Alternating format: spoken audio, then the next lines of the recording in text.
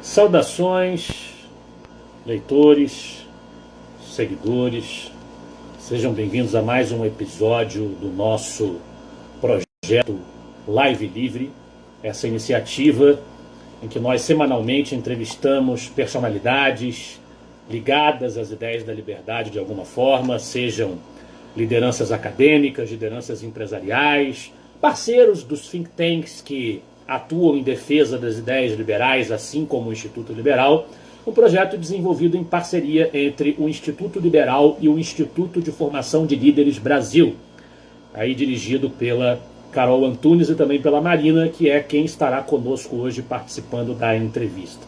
Nosso entrevistado de hoje é o Matheus Passini, ele que é diretor do Objetivismo Brasil, uma dessas organizações às quais nós fazemos referência, nossas parceiras, que se dedica a difundir as ideias da filosofia objetivista de Ayn Rand, uma das escolas do pensamento liberal que o IEL também tem a missão de divulgar. É o primeiro site dedicado à filosofia de Ayn Rand, além de responsável pela tradução de diversas obras da autora e de diversos outros autores liberais, além de CEO da Transgrade, uma empresa de tradução, e coordenador do mestrado em Economia da Universidade das Hespérides, sediada na Espanha. Então vamos colocar no ar aqui a nossa... Já estamos no aguardo do Matheus, também já enviou a sua solicitação, vamos aceitar.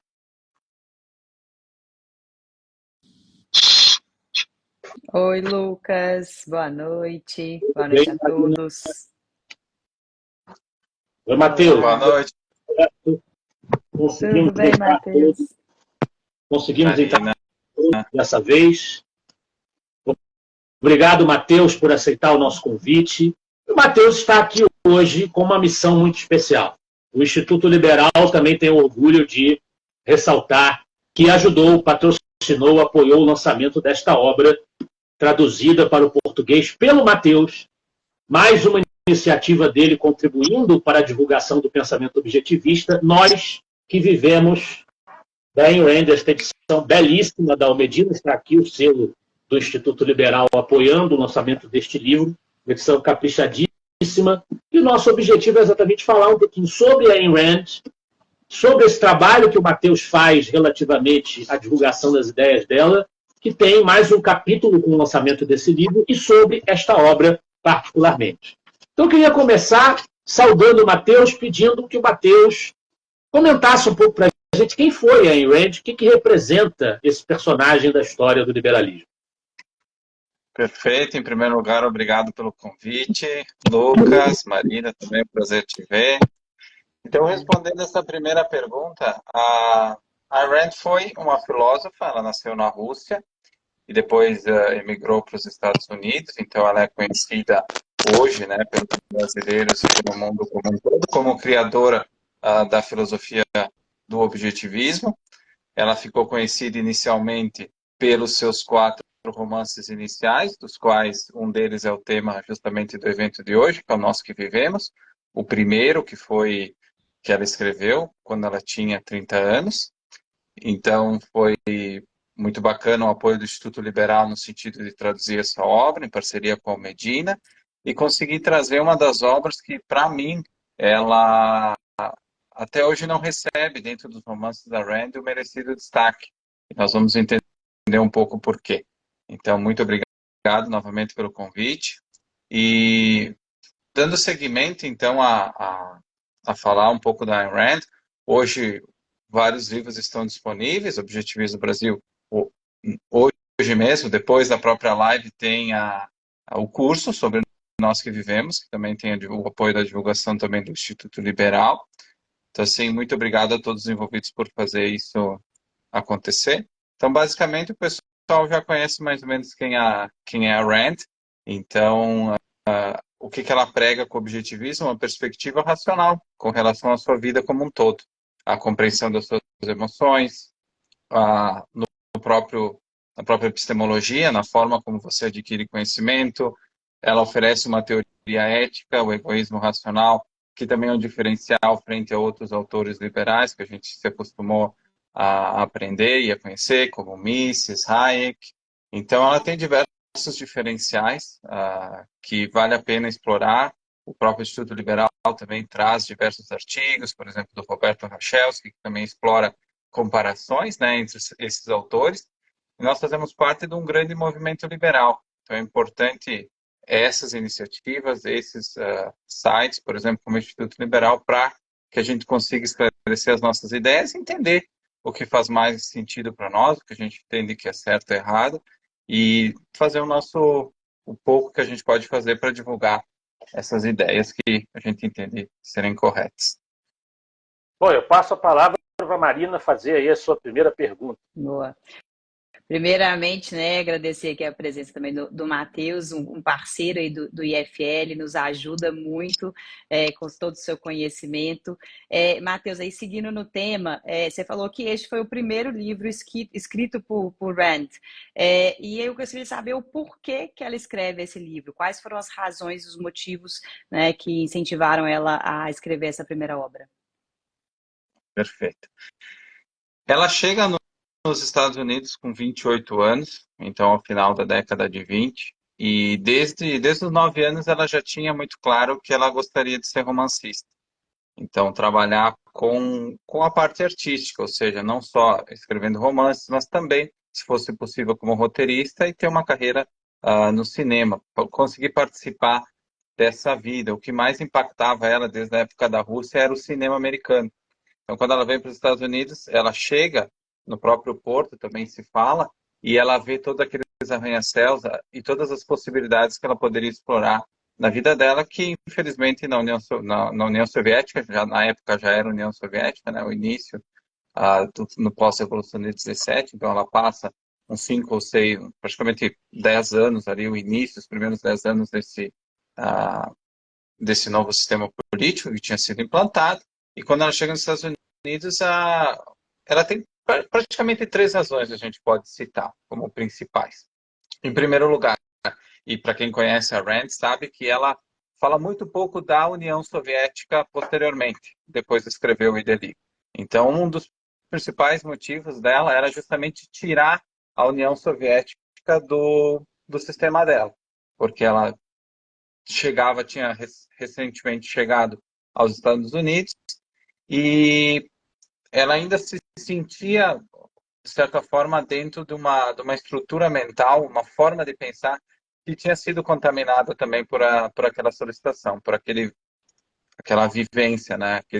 Aqueles momentos que ela tinha sofrido bastante, o pai dela tinha perdido o seu negócio, a família tinha empobrecido, uma família de classe média tinha praticamente caído na pobreza. Então, assim, ela se aproveita, em primeiro lugar, para tirar justamente a União Soviética do sistema dela. É importante dizer que um pouco antes dela sair da União Soviética, uma das pessoas em uma festa tinha dito para ela que era para ela garantir que quando ela chegasse nos Estados Unidos, as pessoas pudessem entender que a União Soviética era um cemitério, e que aquelas pessoas elas estavam morrendo aos poucos. Então, essa é uma das coisas que marcou ela, e ela repete bastante isso. Então, esse foi o primeiro motivo. Mas quando ela chega nos Estados Unidos, que nem eu comentei, ela vê uma gama de possibilidades de realizar os sonhos que ela tinha. Então, o We The Living, ele é a primeira tentativa de projeção de um homem ideal, né? A gente vai ver essa busca ao longo dos outros romances, como Cântico, A Nascente, A Revolta de Atlas, e a gente vê em We The Living um primeiro passo. É um proto-herói na figura da Kira, que é a heroína, a personagem principal. Existem mais 2 personagens, que é o Liu e o Andrei. A gente não vai focar muito neles hoje, porque o tempo também é curto. Mas a heroína, a Kira, é justamente uma primeira tentativa de demonstrar o que o homem pode ser, o que a mulher pode ser, que é aquele grande debate na história da filosofia entre o ser e o dever ser. Então ela mostra que há um vínculo entre este presente e o dever ser, e o poder ser. Então aqui é a primeira tentativa do poder ser. E tudo isso se dá onde? Num sistema profundamente opressor. Tanto que o primeiro rascunho, o primeiro título da obra era Airtight, que numa tradução literal seria sufocado. Então a gente já consegue entender como a Ayn Rand vivia lá. A gente vai entender um pouco depois a relação da Rand com a figura da Kira. Então, essa ideia da Rand, o primeiro título era Airtight. Depois, claro, ela vai para Nós que Vivemos, por quê? Porque ela fala que esse herói, o herói mesmo nas piores situações, e a gente hoje no Brasil está passando por algumas situações de profunda ataque às nossas liberdades, a liberdade de expressão, uma delas, todas as outras que a gente já conhece, no ramo econômico e político no geral. Então ela falava sobre a dificuldade de o herói conseguir viver de verdade dentro desse contexto, dentro de um sistema político profundamente opressor, que ataca os teus valores, que não permite que você se realize praticamente em nenhum aspecto, seja no aspecto romântico, seja no aspecto profissional, de ela poder perseguir uma carreira que ela quisesse. Então essa é mais ou menos a dinâmica que ela traz. E por último também, quando ela chega nos Estados Unidos, e isso tem um vínculo com a primeira razão também, estava começando oficialmente a década vermelha, que é a década de 30 e 40.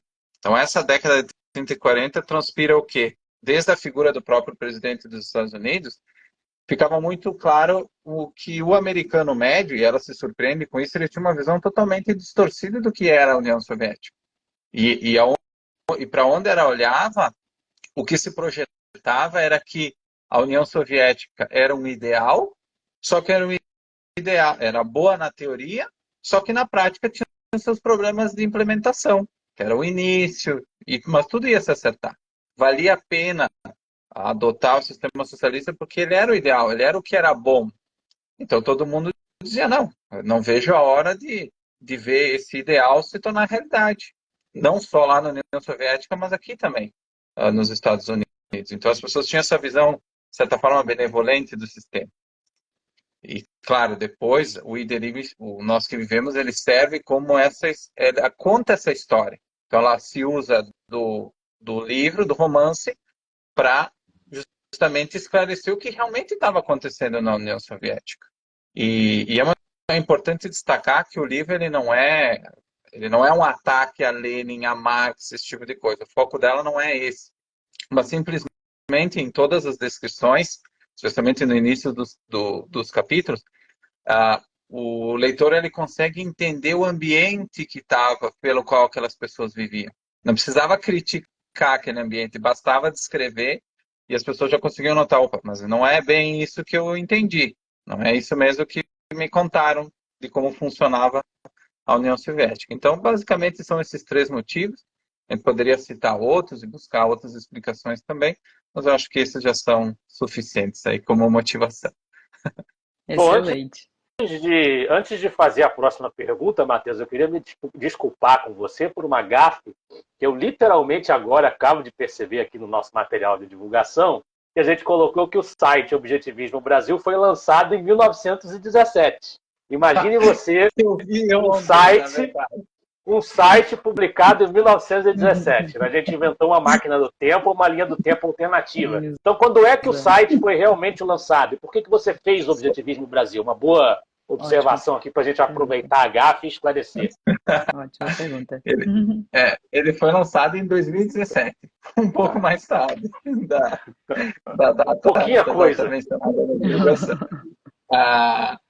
Bom, ele foi lançado em 2017 justamente para atender uma demanda. Eu, pessoalmente, comecei o estudo das ideias da liberdade em 2008, trabalhei como tradutor no libertarianismo, no EPL, publicava algumas coisas no IEL muito tempo atrás, e eu fui conhecer o objetivismo em 2014, justamente numa busca por uma teoria moral, porque infelizmente eu não encontrava essa teoria moral nos austríacos em geral.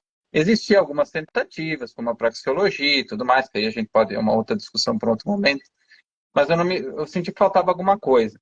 E aí, até nesse esforço de tradução, eu acabei traduzindo alguns artigos onde eu conhecia a Rand, conhecia a obra dela, conhecia os romances, li os romances, e vi que realmente tinha muito pouca coisa.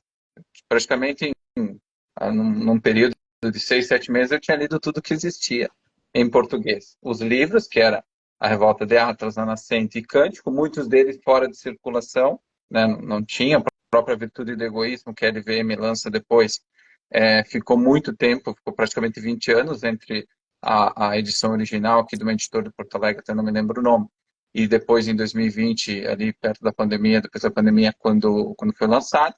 Então, o Objetivismo no Brasil surge para alimentar as pessoas com diversos artigos sobre objetivismo, tanto da Rand como de diversos outros autores que tinham escrito a respeito. Então, ele surge com essa ideia, ele passa um tempo só com traduções, depois legendagem de cursos, que hoje estão disponíveis também no site da Rand Institute, e agora numa nova fase, depois de criar, vamos dizer, uma base de seguidores, agora também disponibilizando cursos, inclusive esse do Nós que Vivemos, agora com o lançamento de março. Então, tem gente perguntando de que livro a gente está falando, Nós que Vivemos, lançamento da Almedina desse mês, com o apoio do Instituto Liberal, está aqui o nosso selo aqui atrás, né? Lançamento, tradução da obra da Ayn Rand, Nós que Vivemos. E sobre essa obra, agora sim, a pergunta que eu gostaria de fazer é que você descrevesse para nós um pouco mais esses personagens que estão no centro da narrativa. Quem são os protagonistas dessa obra? Perfeito. Bom, a obra gira em torno de 3 personagens. Então, a Kira, como eu comentei, que é a heroína da história. O Liu, que ele é de família, vamos dizer assim, ainda não monárquica, mas eu digo, o pai dele fazia parte do sistema anterior, do sistema czarista, ele era um almirante. Então, o Liu, ele é filho desse almirante que é condenado por traição. Ele fazia parte, inclusive, por um tempo, da própria Frota Vermelha. Ele era um desses almirantes e ele é condenado por traição. E o Liu acaba aparecendo na história justamente como um fugitivo. Ele tinha que fugir porque ele, vamos dizer assim, por osmose, tinha sido acusado de traição por causa dessa atividade do pai. Então, o Liu e a Kira têm uma relação amorosa por grande parte do livro, e o antagonista da obra, que ao mesmo tempo é um herói também, é o Andrei, que é uma criação. A maioria dos personagens da obra, eles têm algum tipo de inspiração em pessoas reais, que existiram na vida da Rand. O Andrei é uma tentativa realmente estética. Ele é uma construção estética, onde a Rand ela tenta descrever o melhor comunista que poderia existir. O comunista mais puro que poderia existir dentro do alinhamento com seus ideais, seu papel na revolução. Esse foi o maior desafio dela, na verdade, e ela comenta isso em diversas oportunidades. Porque ela tem que mostrar alguém que, de fato, tem princípios. Por mais que sejam os princípios com os quais a gente não concorda, ela consegue retratar esse personagem de uma forma muito interessante. E as dinâmicas que acontecem nesse trio são bem bacanas e nos fazem repensar e pensar bastante até o final do livro sobre quais são, entre aspas, os nossos heróis favoritos, quem consegue viver nesse mundo, né? Porque o título da obra descreve muito bem, e eu acho que esse é um dos principais insights, é que muitas vezes na nossa vida a gente pensa que viver é simplesmente estar com o coração batendo. É um fenômeno biológico. E a Rand, já nessa obra, ela nos faz questionar isso. O que significa, de fato, viver? Viver é só ter o coração batendo ou é algo mais? E se for algo mais, vale a pena? Em que condições isso é possível? Em que condições é possível buscar valores, ser feliz, né, em última instância? Então, ela nos questiona isso dentro de um sistema, como eu comentei, muito opressor. Então, esse é o desafio dos heróis do romance, é viver de verdade dentro desse contexto totalmente uma antítese completa ao que seria, por exemplo, o capitalismo, que ela entendia que era o sistema ideal para o homem, né? Bacana. Posso seguir aqui, Lucas? Boa. Matheus, até pelo contexto histórico que você falou da Rand e até agora com as explicações dos personagens, né? Como que eles se representam, você acredita que o Nós que Vivemos, ele é um livro autobiográfico de Rand? Como que você enxerga isso? Olha, até uma coisa que eu comentei antes é justamente que muitos dos personagens, inclusive a própria Kira, eles têm uma correspondência, uma influência, eles tomam algumas características do que, do que era, do que eram pessoas reais, né? A Kira, por exemplo, ela incorpora muito dentro da narrativa da história da família dela, você consegue fazer alguns paralelos com a própria vida da Ayn Rand. Então, um exemplo, né, eu não posso dar muitos spoilers, mas o pai da, os pais da Kira, o pai da Kira perde o seu negócio também.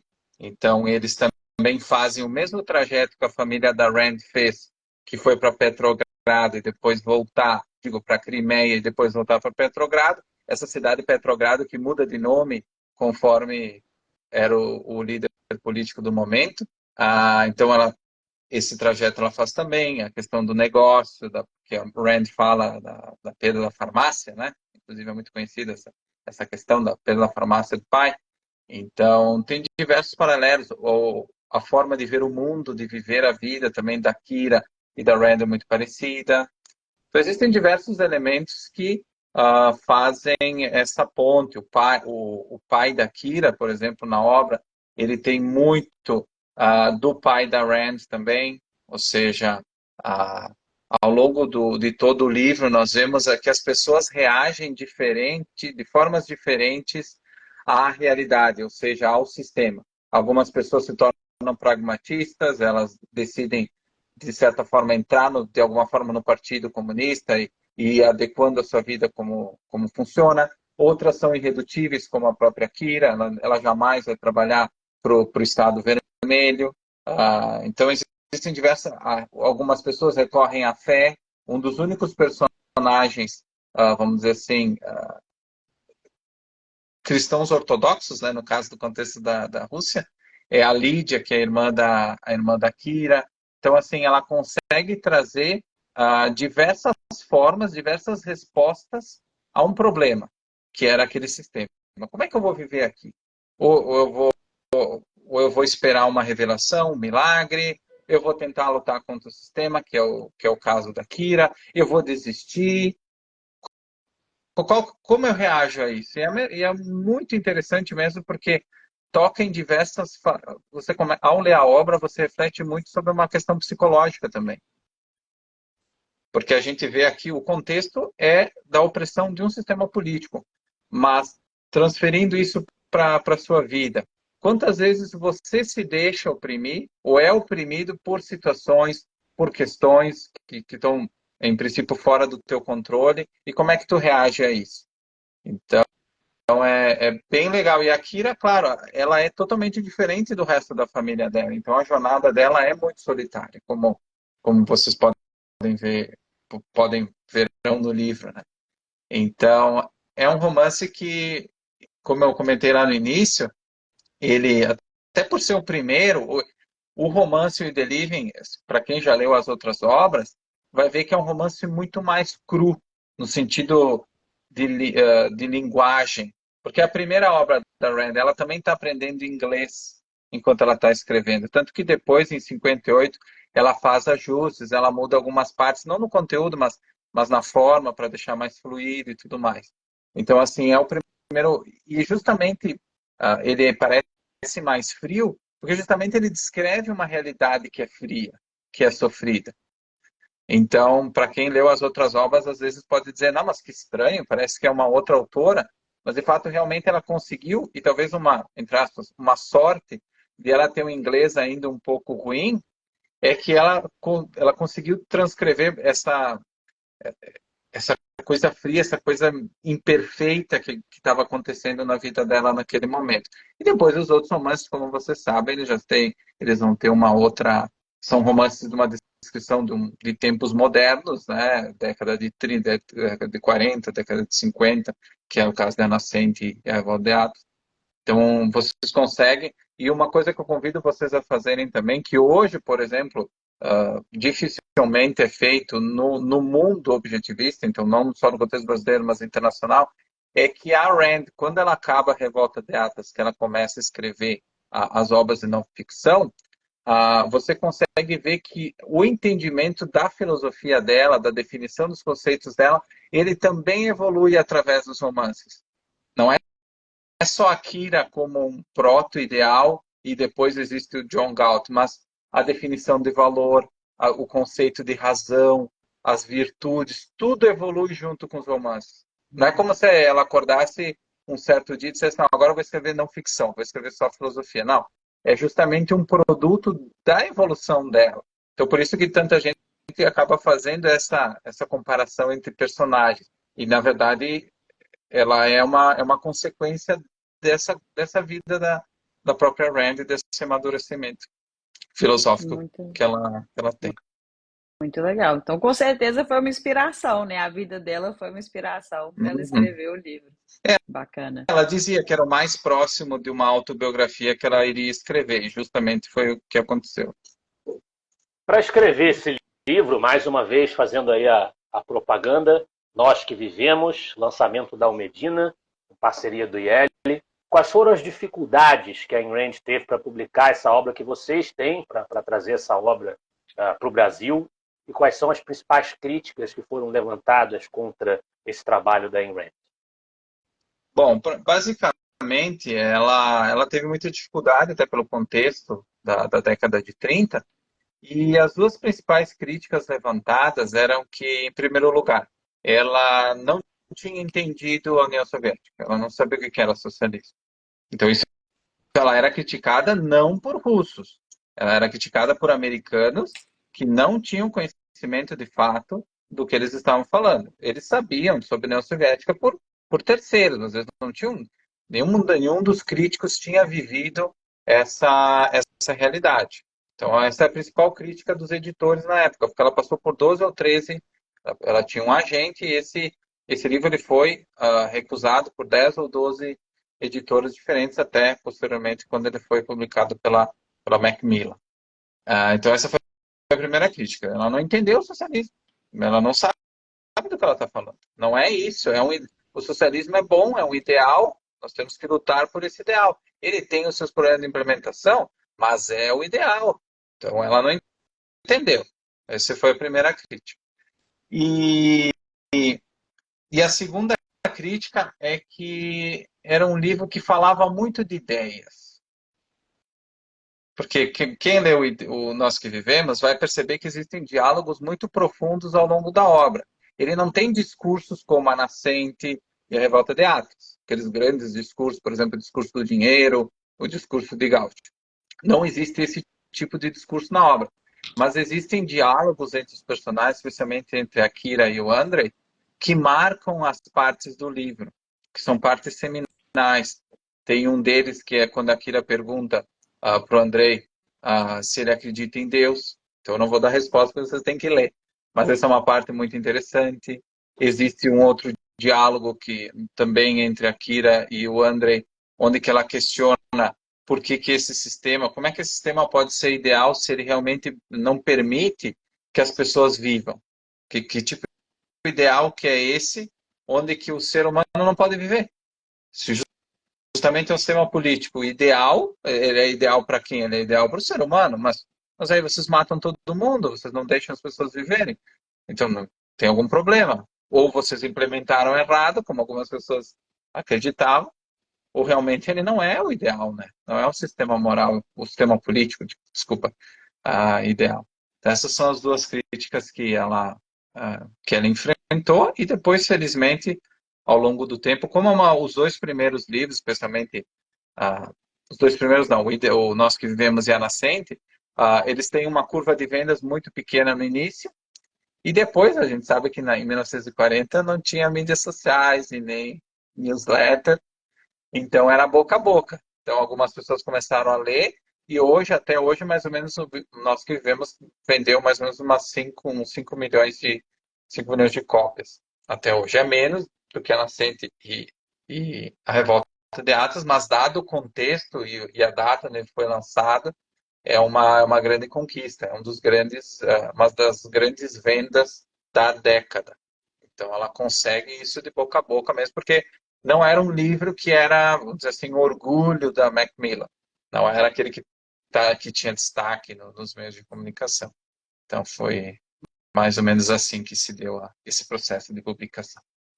Com certeza um livro que vai entrar aí no ciclo de formação do IFL também, que não fazia parte, mas agora com o lançamento, com certeza vamos colocar ele lá. Eu acho que nosso tempo está acabando, mas acho que dá para mais uma pergunta para fazer aqui. Sim. Perfeito. Então, assim, né, tiveram todas essas críticas na hora do lançamento, mas eu gostaria de saber, né, Rand estava certa sobre a Rússia e o coletivismo? De fato, a obra se mostrou correta, né? Depois de tanto tempo, as pessoas tiveram que aceitar que, afinal de contas, ela tinha entendido o que era o socialismo e como funcionava a União Soviética, né? Infelizmente, as pessoas, não tanto os americanos, mas muitos e muitas pessoas sofreram porque não tinham ou não entendiam, ou demoraram para entender, ou se negaram a entender, né? Que a Rand sempre destaca que a questão de pensar é uma escolha, é uma coisa que é uma atividade que demanda esforço, que demanda seriedade, o uso da razão. Então, muitas pessoas na época não quiseram, e aí a gente viu as consequências, né? Eu lembro muito na própria década de 30, um dos presidentes americanos falou que não pense o que o Estado pode fazer para você, mas o que você, indivíduo, pode fazer para o Estado. E a gente achou que isso era o mais grave, era só o início. Era só o início depois de uma descambada para tantas e tantas tragédias ali que se espalharam, que começaram na própria União Soviética e depois se espalharam para outros regimes vizinhos e a gente sabe as consequências. Então, de fato, ela estava certa sobre a Rússia e o coletivismo. É importante destacar, de novo, que o livro não deve ser lido como uma análise crítica do sistema marxista. Ela não se propôs a fazer isso. A gente consegue, através da leitura, entender o funcionamento da sociedade russa, a gente consegue entender, ela dá pequenas dicas sobre o modelo econômico, sobre as consequências do que vai vir depois. Ela destaca, por exemplo, o início da União Soviética como uma busca do Estado mundial e que depois, a partir de Stalin, se volta para dentro e se fortalece a ideia da nação líder e da implantação central e do foco de todo o movimento internacional dentro da União Soviética. Então, o polo irradiador seria a União Soviética, no início não era, no início a ideia era uma revolução global, queria tomar esses países, de certa forma, de uma forma uniforme, mais ou menos ao mesmo tempo, né, onde que se daria essa revolta dos proletários. Não foi isso que aconteceu.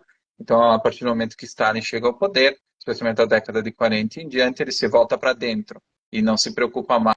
Não é que não se preocupa, porque a Rússia continua a Guerra Fria e tudo mais, mas em primeiro lugar o foco era a União Soviética como um todo, a nação russa. Então existem diversos elementos, mas não deve ser tomado como um ensaio crítico sobre marxismo, sobre socialismo. O foco é realmente entender o que significa viver. Como Excelente. diz o título. Ô Lucas, eu não sei se o Matheus quer falar, mas o Davi aqui perguntou se ele poderia dar uma pincelada sobre os próximos cursos do Objetivismo. Não sei se dá tempo para ele falar um pouco sobre isso. E eu não sei se você tem outra pergunta, desculpa. Não. Podemos encerrar com isso, Matheus. Se você quiser, fique à vontade. Perfeito. Então, agradeço a pergunta. Hoje nós estamos, então, trabalhando com Nós que Vivemos. Nós estamos ali, hoje mesmo, no capítulo 13 da primeira parte. O livro é dividido em duas partes. Quem quiser conhecer, pode mandar direct para o Objetivismo do Brasil, ou se tiver aqui no acesso direto ao Instituto Liberal também, depois o Lucas me encaminha, ou ou no site do FL Brasil. Nós estamos fazendo um trabalho bem definido sobre toda a obra, então estudo capítulo a capítulo, página a página, com disponibilização das aulas, material de consulta, então toda a experiência, tudo que eu trago na aula depois fica registrado tanto em vídeo como em material para quem quiser consumir. A ideia é que a gente consiga ensinar não só essa obra, e respondendo ao David, a partir de junho nós vamos trabalhar com a Revolta de Atlas, né, e para o próximo ano, se der tudo certo, o Cântico e a Nascente, porque a gente tem que continuar esse ciclo, né, então a gente vai refazendo o curso, porque cada dia, cada nova leitura, cada nova discussão é um novo aprendizado. Então, muitos insights que às vezes a gente deixa escapar, no curso seguinte a gente já consegue se apropriar disso e inserir. Então, para esse ano a ideia é Nós que Vivemos e a Revolta de Atlas. Esse vai ser os 2 romances do ano. Talvez a gente está organizando diversos eventos, por exemplo, esse evento junto com o Instituto Liberal FL Brasil é parte desse esforço. Então, ao longo do curso, a gente não só explora o livro, mas também muitos outros temas que podem ser tratados, mas que não dizem respeito ao romance em si, então, que são inspirados nisso. Então, é uma experiência bem completa e o feedback está sendo muito bacana.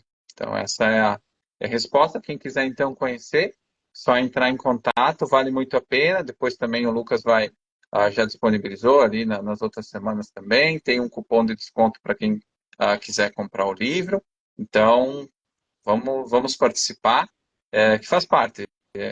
Cada um fazendo um pouco desse esforço, a gente consegue se conscientizar melhor, inclusive dentro dos debates atuais, porque esse livro cai como uma luva dentro do debate atual de liberdade de expressão, porque era uma das liberdades que a Kira não tinha lá e que nós hoje ainda temos, mas já não estamos mais tão seguros de poder falar, de poder se expressar. Então, vale a pena reforçar, porque é um foco diferente dos outros romances da Red. Ele está bem atual mesmo. Bem, obrigado, Matheus, obrigado, Marina, obrigado a todos que nos acompanharam. Com isso, nós encerramos mais um 5º episódio do nosso Live Livre, convidando os interessados a adquirirem mais uma vez o livro da Ayn Rand, Nós que Vivemos, lançamento da editora Almedina, com apoio do Instituto Liberal. Todos estão convidados a ler, a ter contato com mais este trabalho dessa filósofa que faz tanto barulho no mundo e no Brasil, vem conquistando um número cada vez maior de admiradores. E a gente se encontra novamente no nosso próximo episódio. Um grande abraço. Até lá. Um abraço. Obrigada, turma. Abraço.